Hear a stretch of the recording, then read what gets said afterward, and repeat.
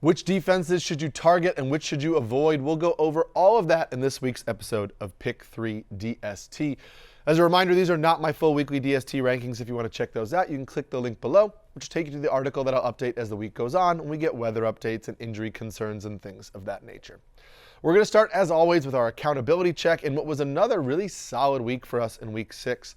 Our stud defense, the Pittsburgh Steelers, finished as the third-ranked defense on the week, scoring 13 points.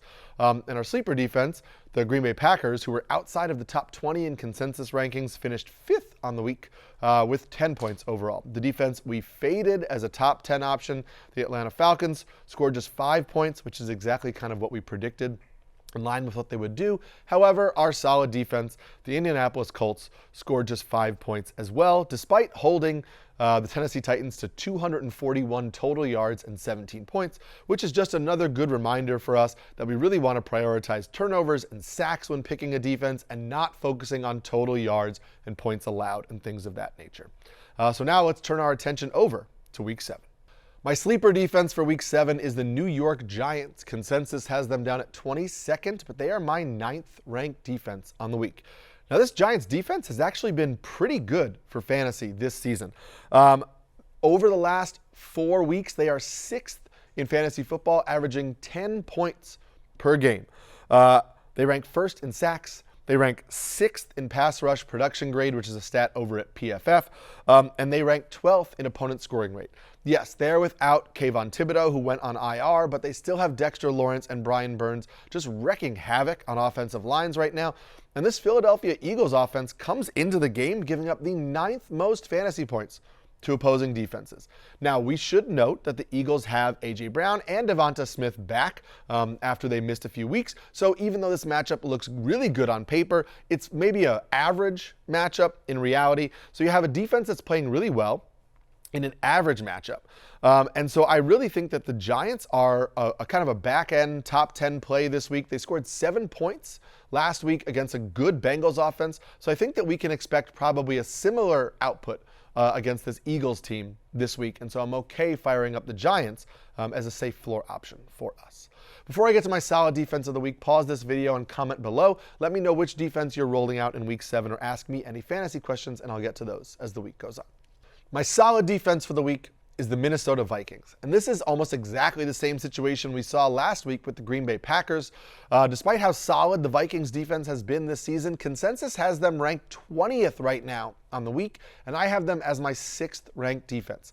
Now, I understand it on some level. The Detroit Lions give up the 3rd fewest fantasy points to opposing defenses, so this is a bad matchup for the Vikings. However, the Vikings have been an elite defense so far this season, and they're coming off a bye week. On the year, the Vikings rank 1st in opponent scoring rate, 2nd in turnover rate, 3rd in sacks, and 5th in explosive play rate allowed.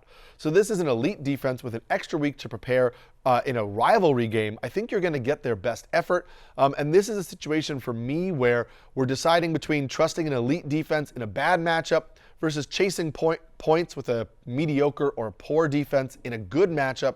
And I'm always going to side with trusting the elite defense. So I think the Vikings are still a safe play this week, even if they don't have the ceiling that they've shown so far this season.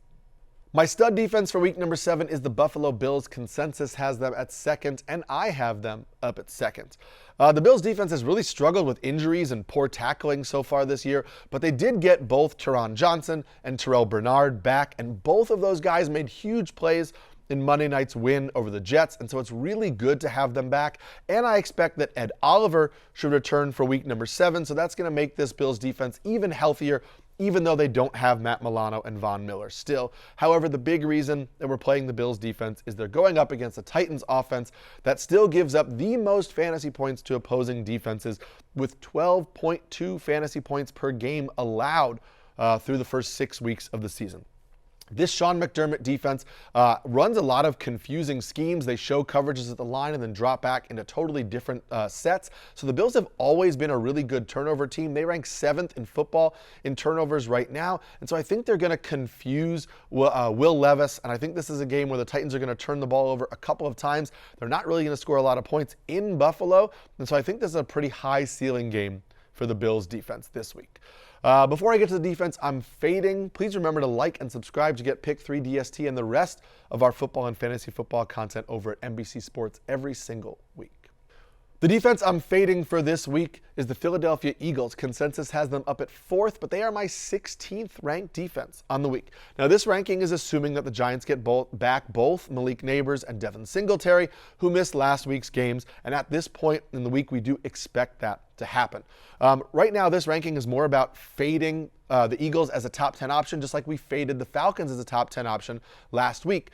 The Eagles are coming off of a week where they played the Browns, who give up the 5th most fantasy points in football, and the Eagles scored just 5 points. So yes, the Giants give up the 7th most fantasy points to opposing defenses. But if the Eagles couldn't deliver against the Browns, what makes us think that they can deliver against a Giants team that could get back Nabers and now also has just uncovered Tyrone Tracy as another really good option on this offense that they can mix in with Devin Singletary going forward? So far this season, the Eagles defense has been really bad. They rank 25th in opponent scoring rate, 29th in turnover rate, and 30th in explosive play rate allowed. So this is a bad defense, and even though they're in a solid matchup, I cannot get behind putting them inside the top 10, so I'm fading the Eagles for this week. That's going to do it for this week of Pick 3 DST. As a reminder, click the link below to get my full weekly rankings, and like and subscribe to get this video and all of our fantasy football and football content over at NBC Sports for the rest of the season. Good luck on Sunday.